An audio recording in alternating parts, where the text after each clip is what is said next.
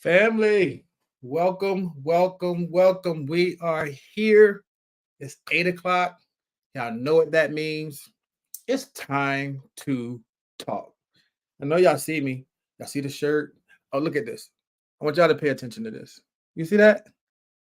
Oh, it's nice, right? I want to give a big shout out to spjjules.com. Uh, my man Nasir over there hooked me up. Straight Path Jewels.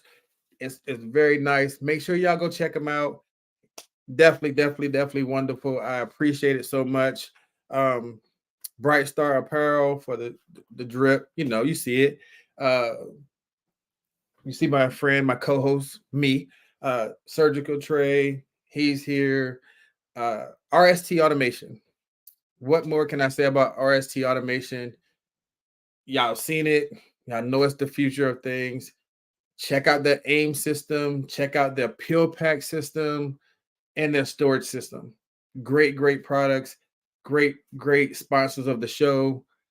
Some of my past, you see the shoes still back there, Calzura, IMP, Dr. Jason O'Gees. Again, I give thank you to everybody. KAS, Knowledge in Action Equals Success. Everybody that's been a part of this journey. I thank you. I thank you. I thank you. And as I always say, time to talk. What they didn't tell me. Still available on all platforms. Make sure you have your copy. Conference is coming up.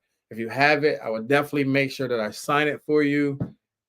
And hey, we can talk about leadership and you can tell me what you took from it. And we can discuss something that you may have, lingering questions about once you read it. Or if it did give you that aha moment, reach out to me on LinkedIn so we can talk about it. And as I told y'all, I do have a special show coming up where we're going to sample the Beyond Clean Perk and Pack. That show is going to be forthcoming, and you will get to hear honest opinions about the coffee that was made for us in the industry, made for sterile processing. Can you believe it? We have our very own coffee.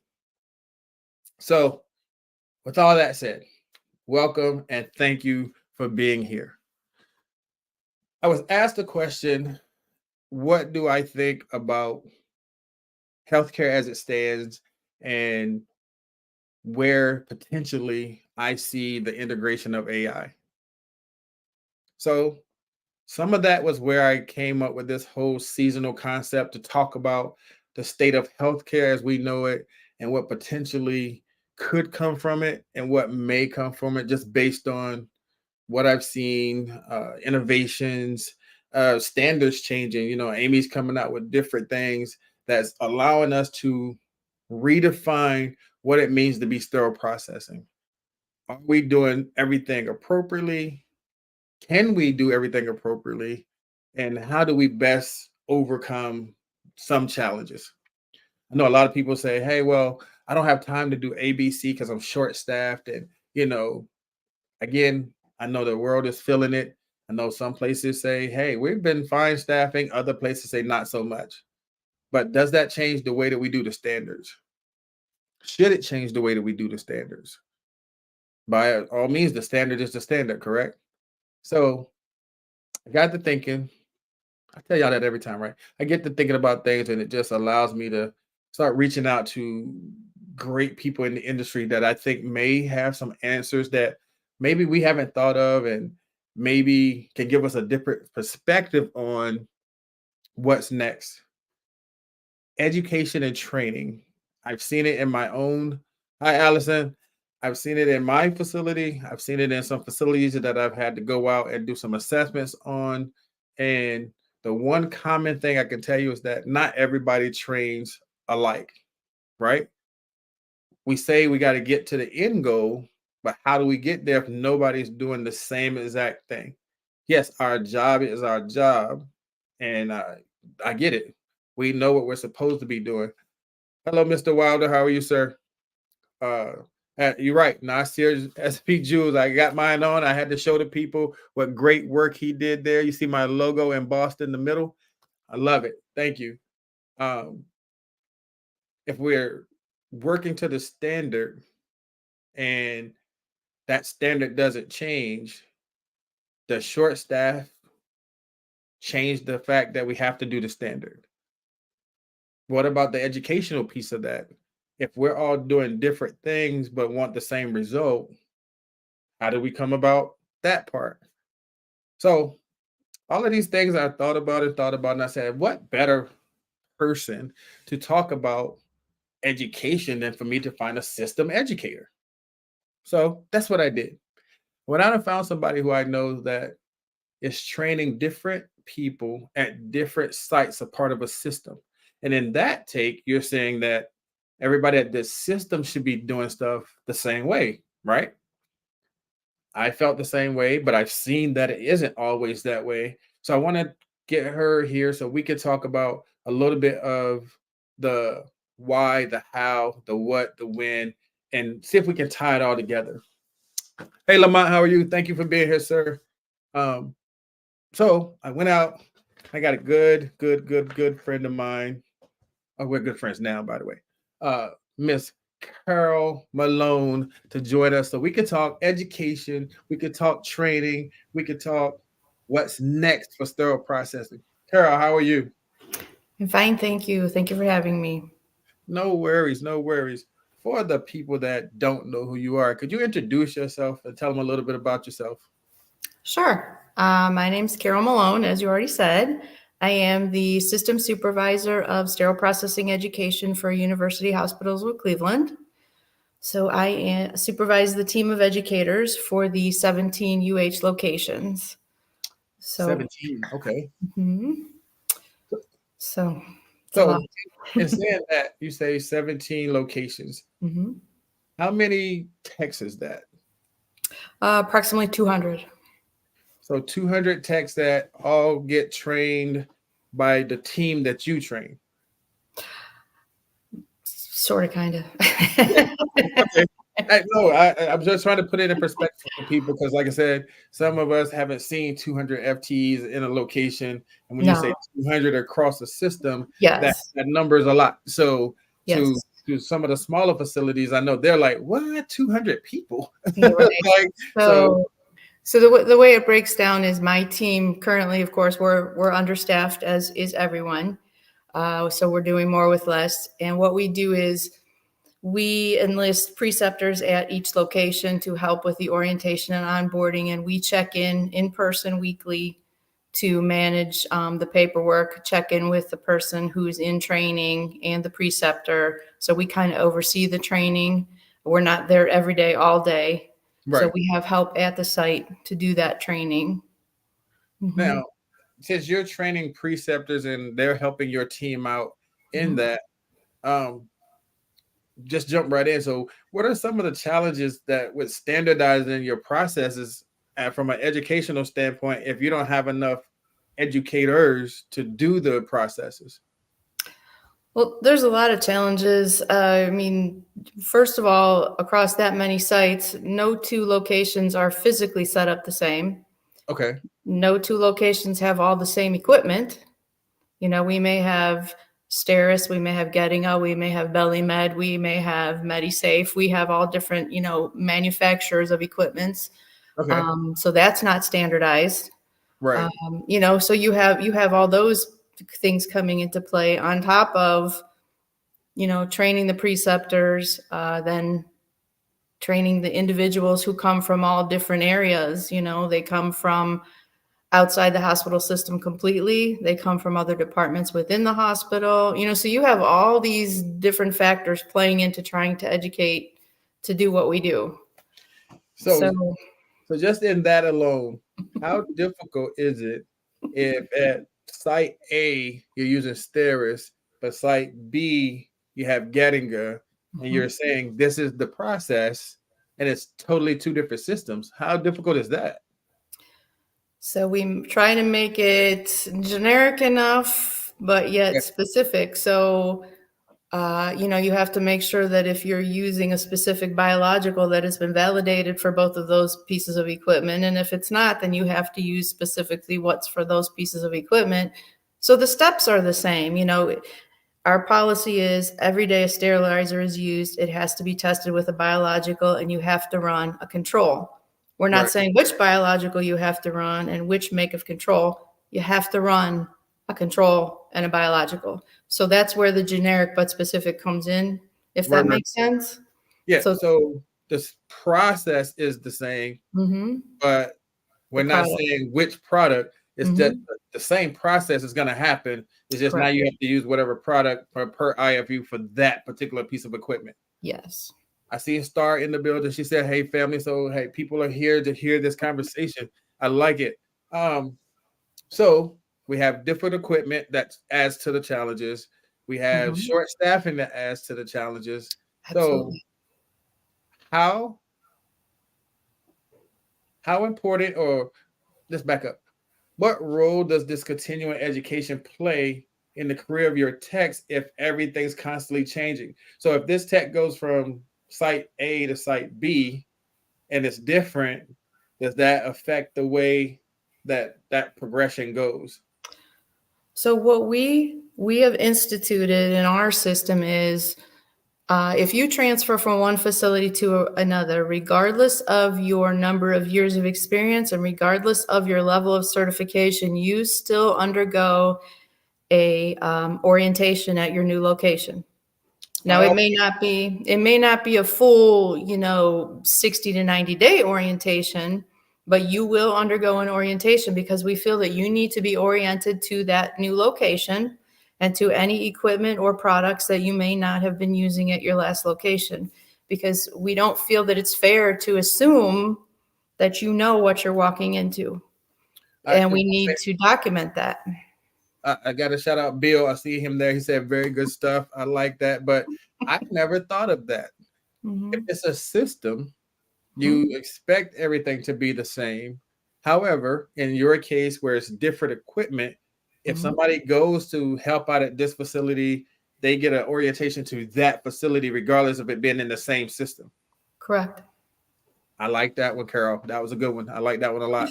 Uh, so, It's not fair. You're setting them up to fail because you can't assume that they know. If you've run stairs all your life and we send you to a site that has a getting a machine, it may be similar, which it is, but it's right, not right, right. 100% the same. And I can't expect you to know the nuances of it because there are a few differences that might mess you up. So that's not fair to you. Wow. I like that one a lot. So, we have staffing shortages, different equipment, multi sites Mhm. that all come with you trying to prepare people for the challenge. So, with that, the knowledge of knowing as an educator, you know that there's shortcomings. So, let me ask this question for your area. Mhm. Do you have a schools for people coming in, or is it off the street? Enter inside the hospital transfers. What type of techs are you getting? We're getting a mix. Actually, we work with community colleges. We have a community college on the west side of Cleveland. There's one on the east side of Cleveland that we partner with.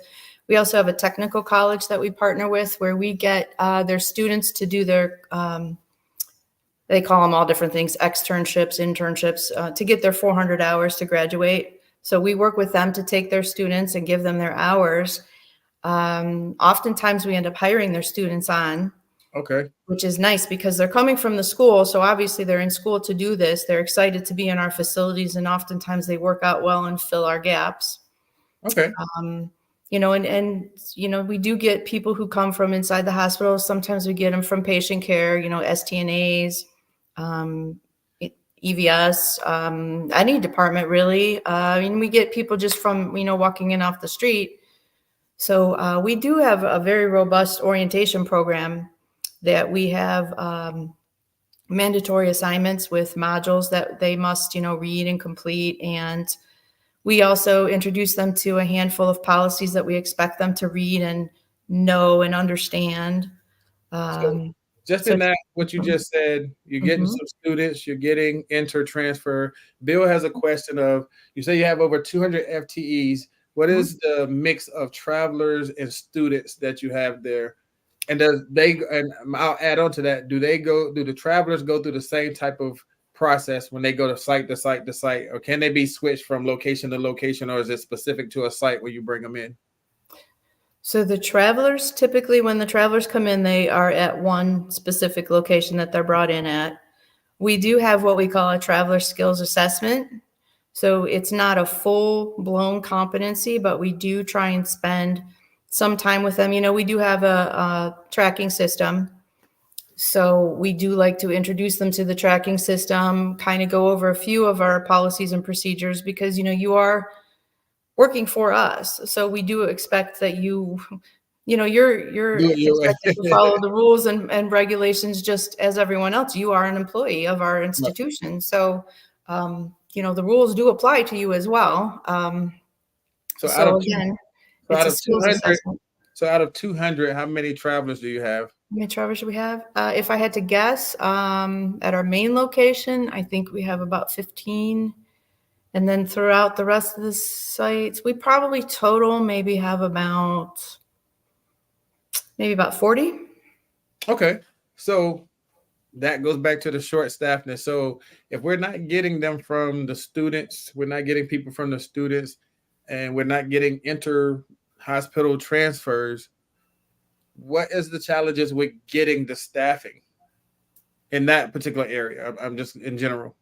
In Cleveland, or is that what you mean? In our Yeah, from your area, geographical? is it harder? Why is it so hard to get the travel positions filled or the permanent positions filled that we're using travelers for? If I knew that answer. It's ironic that you asked that because I was literally have been having conversations with recruitment, and again, I'm down an educator as well. We have these positions sitting out, advertised for. I literally had this conversation with our recruiter today. I said, are we not putting the right words in our advertisement when I'm trying to find it? I have trouble finding our positions. Are we not advertising with the right buzzwords? Are we not advertising in the right places? Are we not putting the right things in our ads? Like, where are we putting these ads? Like, I was like all over the place. Like, why are we not getting people? And I personally go to high school. I speak to high school students. I have created a program for high school students to come and spend time during the school day where they get school credit. We have programs like that. We go to the colleges. We advertise. I mean, if I could figure out how to get people in the door, I'd be great. But Bill just said, I just hired a student. Students are awesome, super, and passionate. So we do hire. You do get some of the things. He says some of the other things that you ask is how is the pay, the benefits, the growth opportunity, because these things matter. And he's absolutely right. One of the things I had to do was create a new career ladder because we had people leaving left and right, and we had to do something to try to position ourselves in a different. So that leads to a couple of questions. I know you say you partner with schools. For people who don't, in what ways can they, position themselves to collaborate with these educational institutions to attract more individuals to get a career in sterile processing? How can people who don't have that resource position themselves to collaborate with the schools? They reached out to us. I mean, it was really not hard. If you the community colleges there's 3 in this area, like West, East, and South, for some reason, all have a program for sterile processing, which is actually, I understand, unusual. And a lot of schools have the scrub tech program. Yes. If you just even go to the career fairs or the high schools, what I was trying to do was hit up the high school career fairs, because what I was looking for, and I would go to the principals and counselors and speak with them and say, I'm looking for your students who are decent students, but for whatever reason are not college bound, but may want a career that they can potentially support their families with and may want to work in the hospital. And even if, they come on board and work in sterile processing for a while, and even if they decide it's not for them, we can show them that the hospital has so many careers that are available to them that they may never have heard of, never thought about. If they just want to come visit, come see what we have to offer as a hospital system, so I kind of even approach it that way. So that might even be an option, is to, even hit up your local high schools and see what they offer, because a lot of them do career fairs. Right. for the students, and things like that. And they're looking to partner with the hospitals and things to send their kids, because they do these programs now, which they didn't do when I was in high school, where they're looking to Right. help the kids, right? They're looking to help the kids figure out what to do after they graduate, Yes. um, which I I got, think is I got wonderful. a few questions for you, but I want to go to Mhm. commercial. And when I come back from commercial, Mr. Holiday had a question, and we want to see what the answer to that is. But we'll answer Okay. that right after this question, right after this commercial. Sorry. Okay. Those in the know SIPS Consults. SIPS Consults is hiring. Confident, competent, and consistent. Starting as a consultant and a volunteer, SIPS has grown into a dynamic group of stellar sterile processing professionals, offering excellent benefits, 401k, and consultant in training program. We are hiring certified technicians, leads, supervisors, interim managers, educators, coordinators. Apply at recruiting@sipsconsults.com or dial 1-866-615-7977.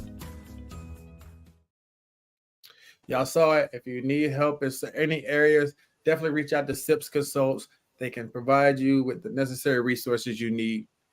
Right before the commercial, we were talking about how can institutions work with colleges and educational outlets to try to get more people in. And one of the things that came out, Mr. Holiday was saying, do you require certification at your facilities?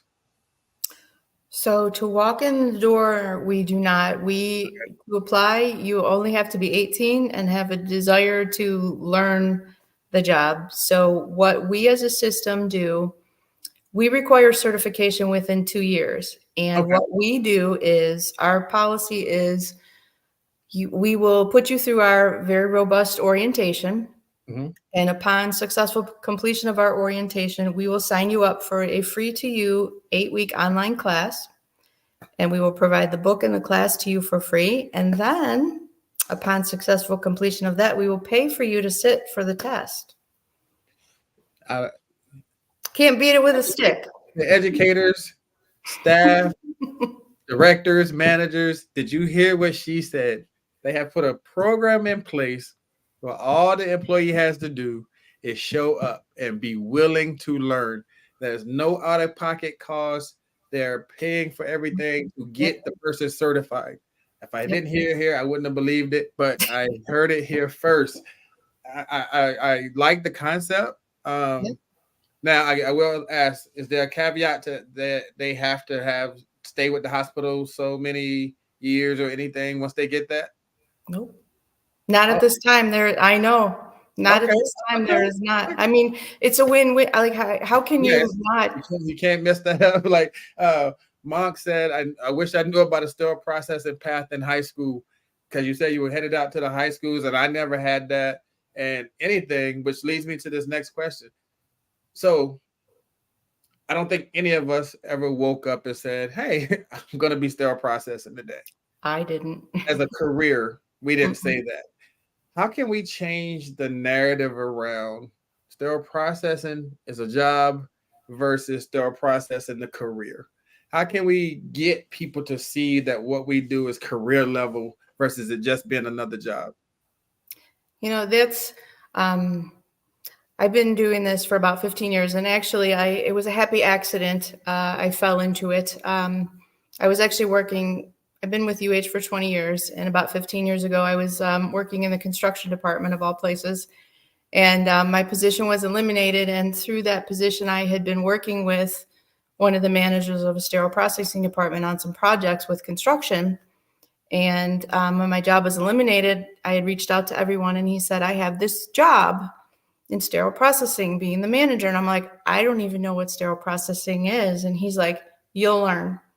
Oh, goodness. I had no idea what I was getting myself into. So, and I did. I loved it. I loved it. It was just amazing. Like, I like rules.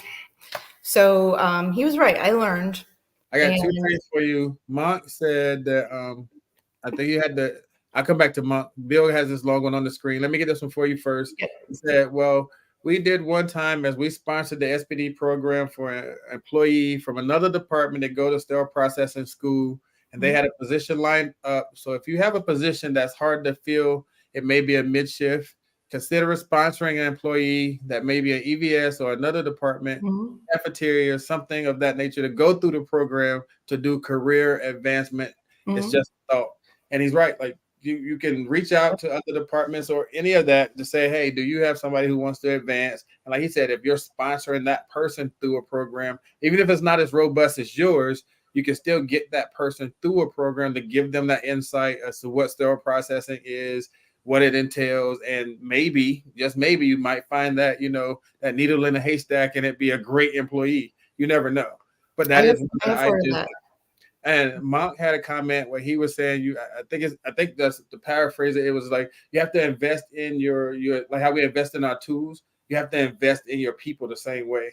And Yes. that's how you get the good people. You have to invest in them. And your program does that. What Bill is talking about does that. It actually shows people that you value them and that you care about where they're headed in their career. So that's how we have to talk about that. Like, it's not just a job. We've all been there. We know that now that we've came up through these ranks. It's not just a job. This is definitely a career. But No.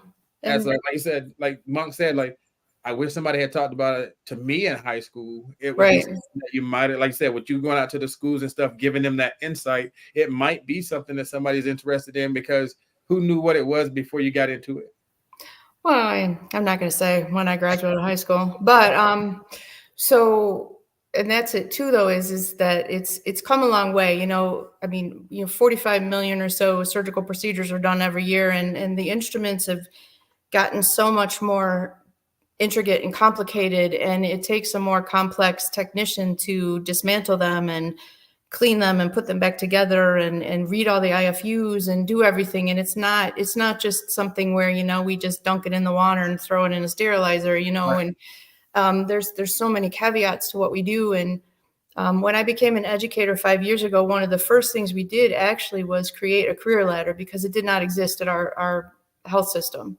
Right. So we only had Tech 1, which was uncertified, Tech 2, which was certified. So we created a Tech 3, where we some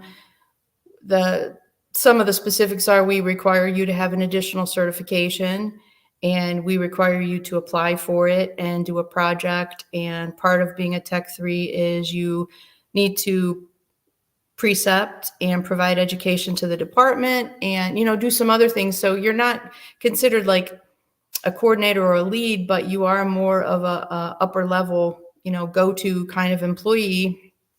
Obviously, there's a pay raise and everything, but it kind of puts you on a upper level, and you cannot be hired into that position, and you cannot be promoted to that position. So if you really, so it was done with the idea of retention, Right. for your employees who felt, I want to advance. So yes, and I want to be retained, and I want to show how good I am. And if you really are at that level and you apply and you are accepted, then yes, we are agreeing. Yes.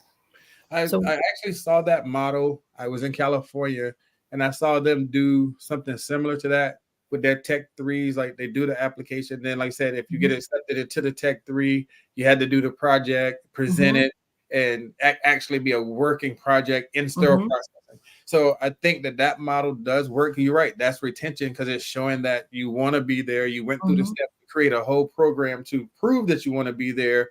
And mhm. those are people that you're going to try to retain and keep.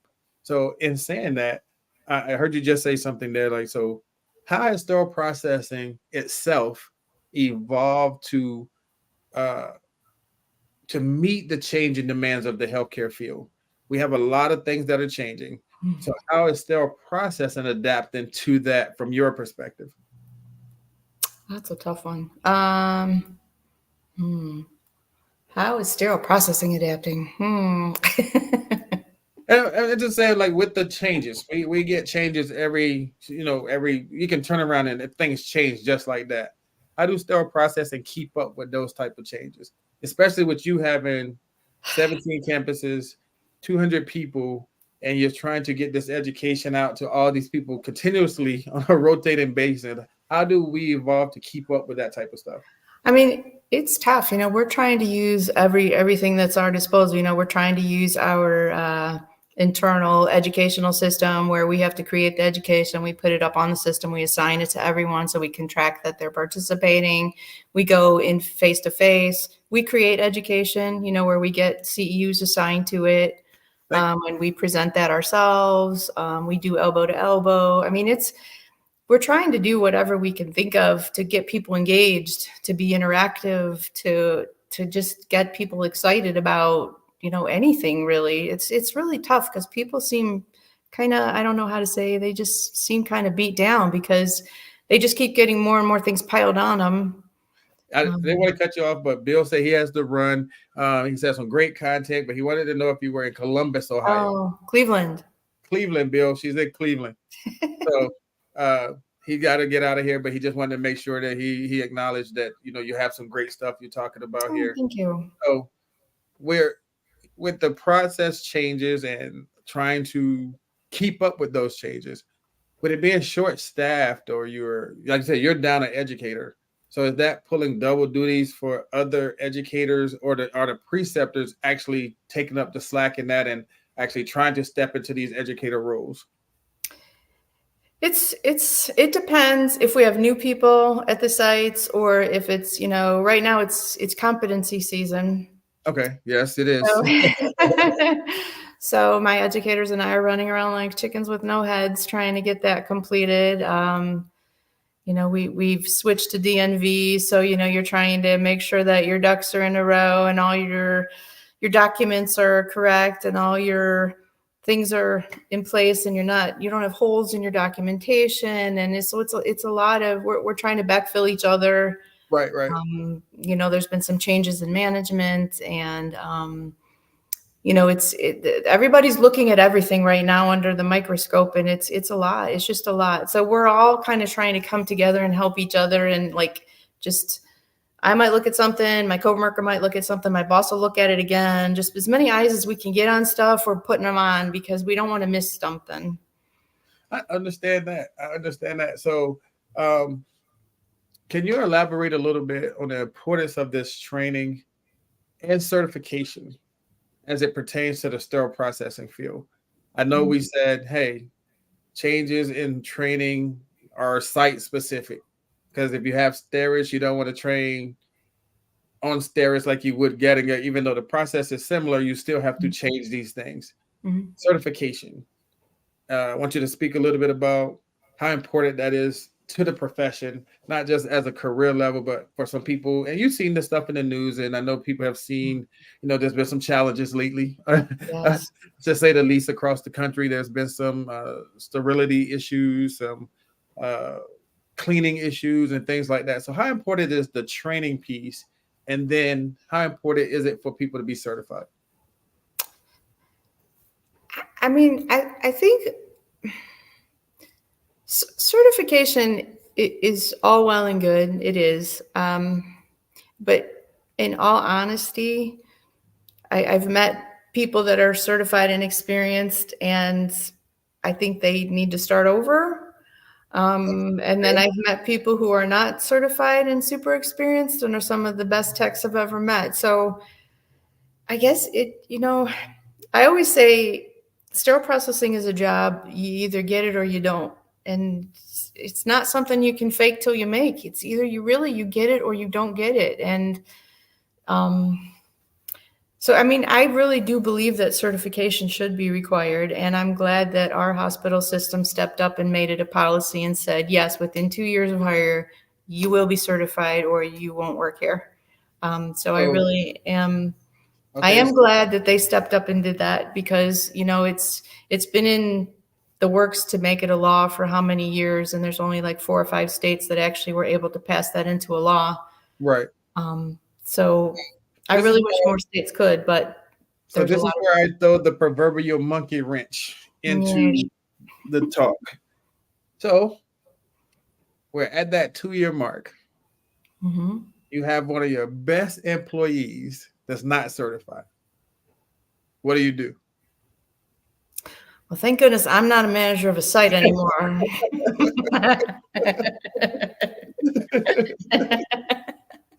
Enough said. I got it. But those are some of the harsh realities that we're going to face, and people are still facing that. Yeah, but as we talked, we provide the course, we pay for the test. You could be done in a year. So from my perspective, there's no reason at the 2-year mark you shouldn't be certified if you're working for our hospital system. And they can go through it, not that they can go through it as many times as necessary, but say they go through it and fail, is there some kind of, they can go back through it, or is that as many times as needed, or we'll pay for the first attempt? I mean, if they fail at the first time, then they would have to pay for it the second time. Okay. And I've only since I've been doing this 5 years, I know of 2 people that have not passed the first time. 5 years. That's not too bad. That's actually, I have to say, that's actually pretty good. That's actually pretty good numbers right there. So they put an importance on it, and just for my own knowledge, how many people have applied for your Tech 3 out of your certification people? Do you have a bunch of Tech 3s that are helping as the preceptors and everything? Ironically, we just did an interview this week, Monday, and we have another one next week. We have I think we have about 12. Not a very high number, unfortunately. So what we're doing is we're relaunching that process, because I think it kind of fell by the wayside. Then COVID hit. Then, Yes, we've been COVID for everything. But I really think it kind of fell by the wayside. And then we got, and you have to be certified, and you have to have an additional certification. So then once all that happened, and then we got a bunch of people that were uncertified. Now people have to get certified, and then an additional certification. So that kind of slowed the process. But now it's starting to ramp back up. So at your facility, do they do endoscopes as well as part of sterile processing, or is that separate? It depends on the location. Here we go with the locations again. So I could be at one location, and endoscopes is a part of my daily function. I go to a different location and they don't do endoscopes. Okay. So I have 1, 2, 3, 4 locations where one technician spends their entire day in endo. Okay. Reprocessing scopes as part, so they rotate one person every day. That's one of the assignments, could be endo. Yes. Okay. 4 different locations. That's what they do. But the other locations don't process them at all. There's like a completely separate department that does it. So I guess that should answer my next question is, do you require the endoscope certification for the people that are doing scopes, but it's only a couple of locations? We don't, however. Okay. 3 of the locations actually do have it. They got it on their own. Oh, okay. They felt it was important enough, which I was like, good job. Because there's people like-minded like me, because I'm not required to have additional really certifications either, but I have several because I felt it's important. So it just shows you that these folks are like, yes, we think this is important. Now, from that statement, do you feel like that shows the value to the people that you're getting educated and certified? It's like, hey, my educator didn't need them, but she's a triple crown or a gold crown, and that's something I want to aspire to be. Do you think that plays a part in anything for your techs? Do they look at that type of stuff? I think so. No, because some people be like, I don't want all those certifications. I don't need them all. I need the one I'm certified. I just need to have the one for work. Like some people say, hey, I want a triple crown. I want a gold crown. And if they have those role models to look up to, sometimes that's a thing. So that's what I was just asking. Some people will kid me like, oh, you need a few more letters after your name. And other people are like, wow, really? What is all that? I want to do that. So you're right. I hear both. I do. But I'm glad I did it. And I did it because I wanted to, and I wanted the information and the education because I felt, again, in my role that it was important. Okay. So yeah, I would like to hope that it's a inspiration and I'm a role model to people because, they do come to me and ask me questions and, I don't have the answer right off the top of my head 100% of the time, believe it or not. And I will research things. And I learn by researching for people. So I learn something pretty much every day, which is kind of cool still. I do too as well. And it never gets old because you can learn something in sterile processing every single day. Lamont says standards and changes in the industry should be communicated throughout the system in a formal way so that everybody is aware and on the same page. And that goes back to what we were talking about. When things change or new initiatives come out, how do you handle that with such a large system? And if you're short staffed, does that trickle down effect sometimes affect the training because you're not at every location? Like you said, you're not at every location every single day. But when you go to these different locations and you see stuff being done, do you sometimes have to pull your hair out because you're like, that's not what we said? Some days. Because training can be difficult if you're not with that many systems. If you're trying to be standardized, or I won't say standardized, I'll say like but different at the same places. Because again, your processes have to be the same. So we trust in a preceptor to get the job that our educator would normally do. But if you're short and that person can't get around, I've heard that it's the person doing the training. Sometimes their way supersedes the standard. Sometimes, and we do have managers and supervisors in that, and we do have meetings, and so hopefully that when we communicate changes and, like he's saying, standards and changes to the industry, a lot of our managers are up on these things, which is good.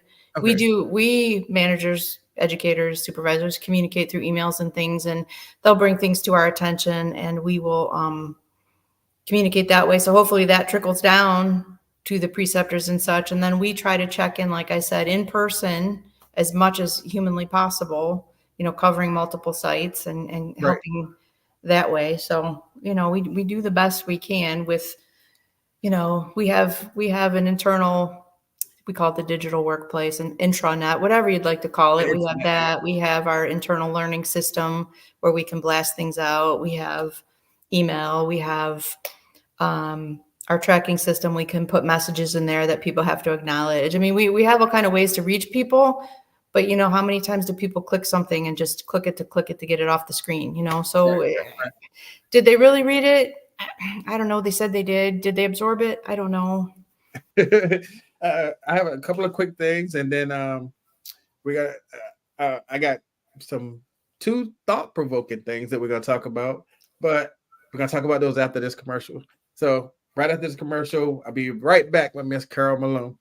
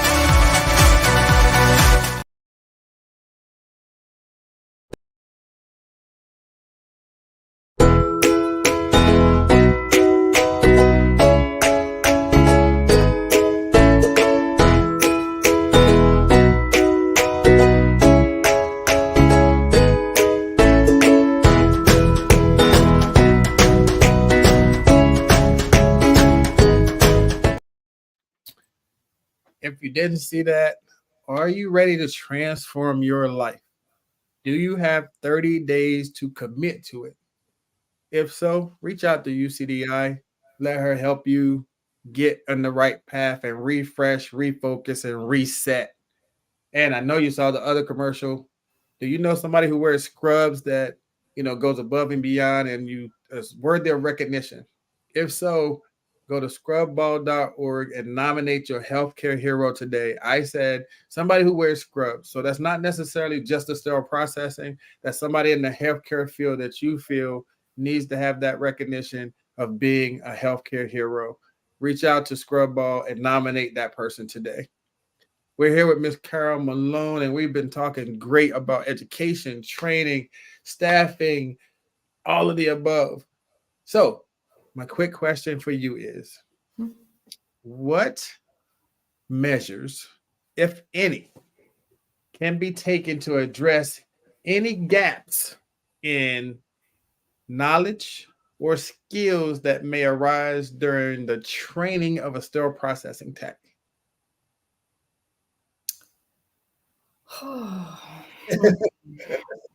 See, I was ready for you. I told you, I said I came with both barrels loaded. I was ready. What can fill in the gaps? What kind of what steps can be taken to address any of the knowledge gaps in the knowledge or the skills during the training?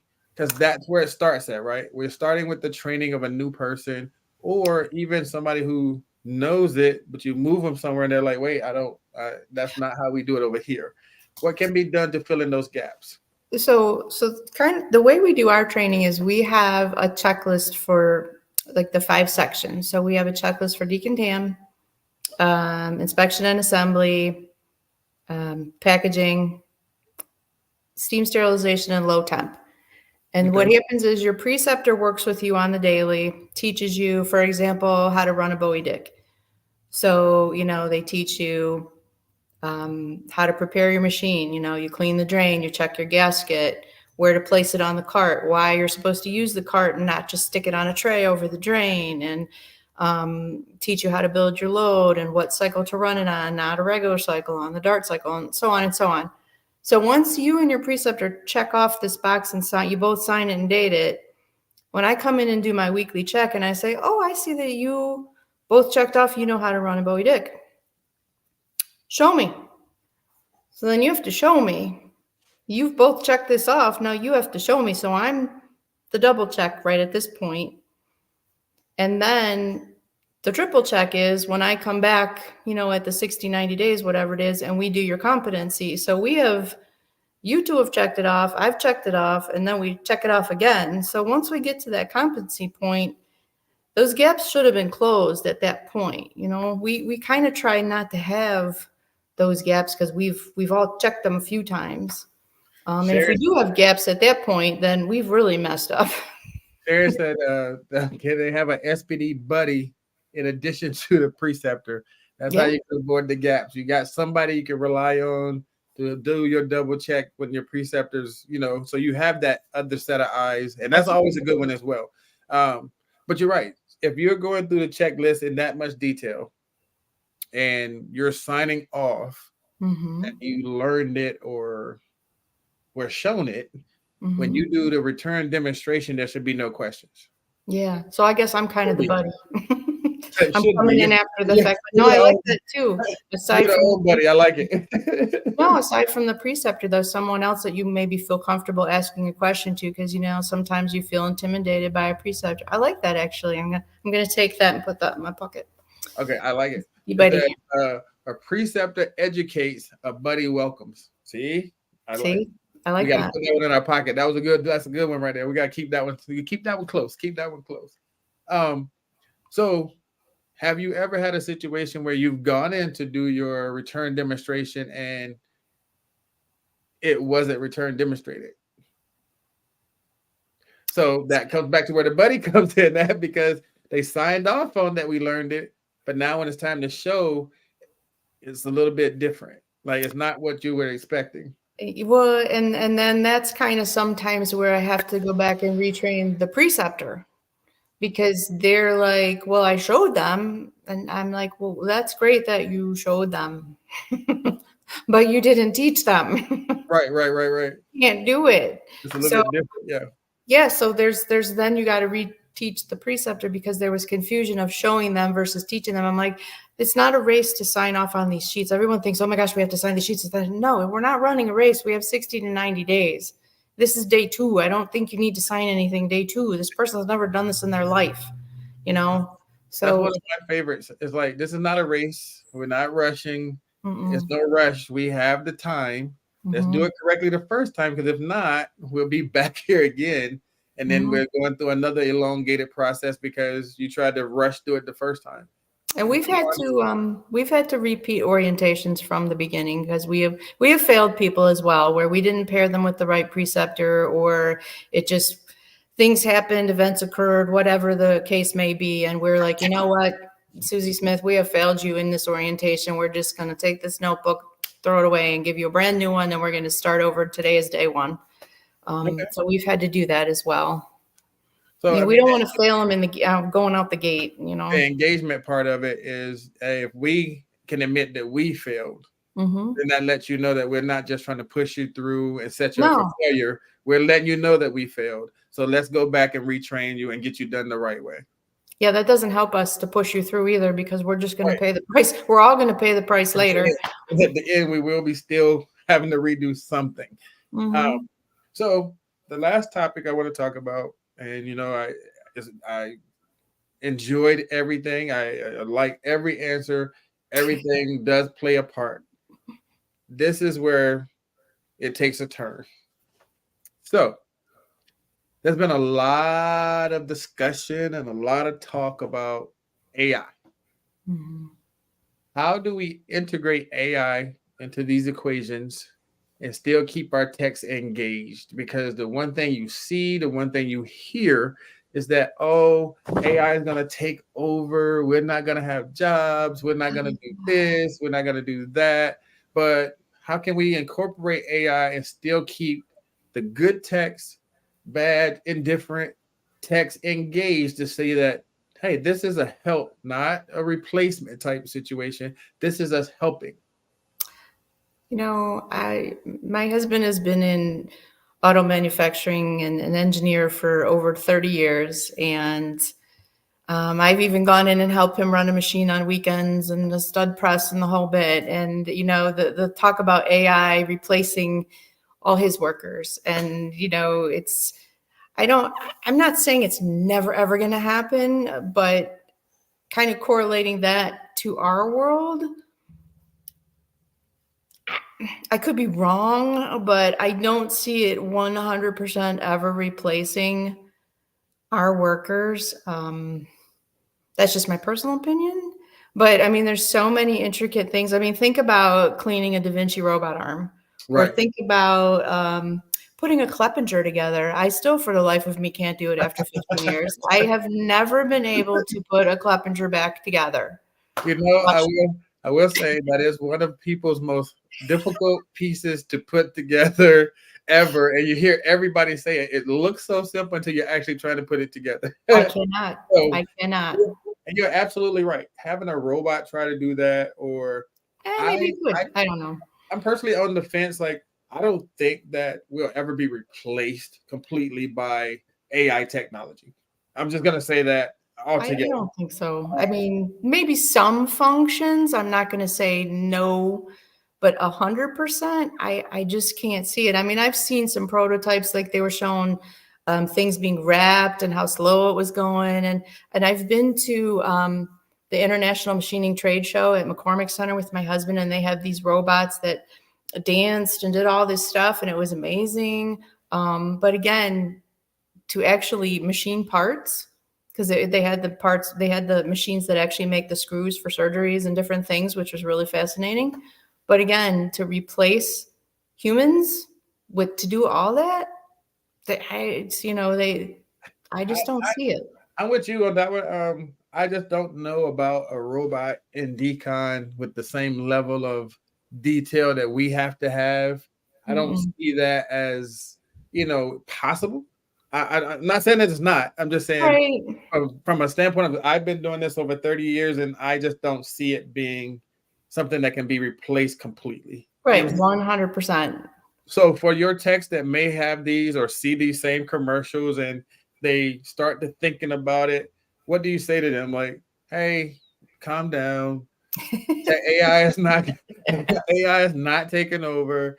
Who's going to fix the machine when it breaks? You know what? And it's interesting you say that, because the gentleman I had on last week, that's what he was saying. Like, even if robots come, now you just learn another skill, because who's going to fix the robot? So it still keeps the skilled laborer just changes from, hey, I'm hands-on here. Now I have to learn this to fix the robot, because if that's what you want to do, you're still going to have somebody to fix it. I mean, if you watch the Da Vinci robot surgery, the doctor's in the corner, but there's a physician's assistant next to the patient. Right. So someone's still right there. So you still have to have that interaction. Yes, yes, yes. I mean, I don't know. I'm not the expert on that. I'm just my personal opinion. Just put that out there. But just knowing, with my husband and his work for all these years in the automotive and all the machining and everything, and seeing how that's all gone, and 100%. I don't know. Never say never, but I don't know. So, in closing, can you tell me, what do you think of where we're at right now as far as healthcare, sterile processing field, and where we're headed? How do you feel about the state that we're in now and what the future may look like?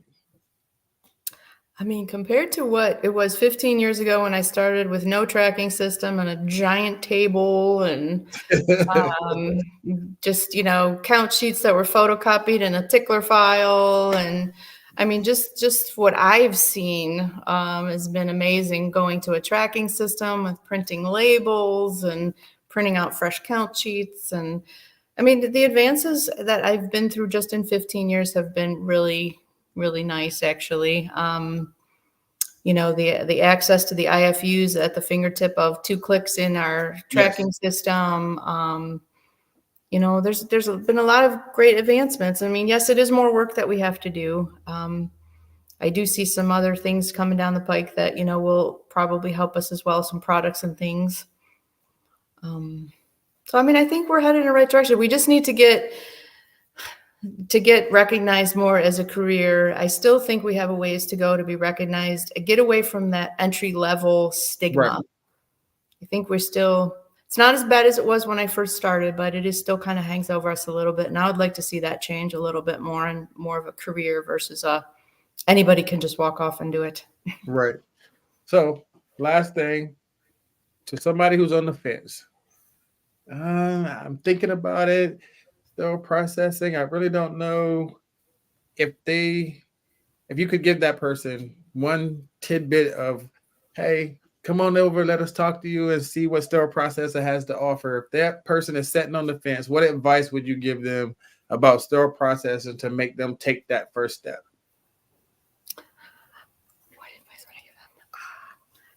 Sterile processing was a happy accident for me. It really was. I didn't even know what it was. Walked in the door day one to run a department. I had no idea what I was walking into, but I love it. So if you like a challenge, you're looking for something new, you want to be in the medical field and not be on the patient side, and you want no 2 days to be the same, this is the job for you. That's definitely the truth. Family, this was Miss Carol Malone, educator, and we've talked a lot about a lot of different things, and one of the things that keeps sticking out is the passion for sterile processing. It's one of those things that you don't know what it is until you're in it. Like she said, no 1 days are alike, no 2 days are alike. You have different days. It can be as different as going from across the street from one facility to the next, but it's what we're doing there, why we're there, that makes it important. Yes, there's going to be changes. Yes, there's going to be standards that get upgraded. There's going to be a whole bunch of things. Shout out to Amy Standards, by the way. Just different things that are going to come about that will make the job interesting, will make the job the career that you need. She created a career ladder. I created a career ladder. So it's things that are going across the board that we're trying to further the industry to recognize it as a career and make it worth your while to check out.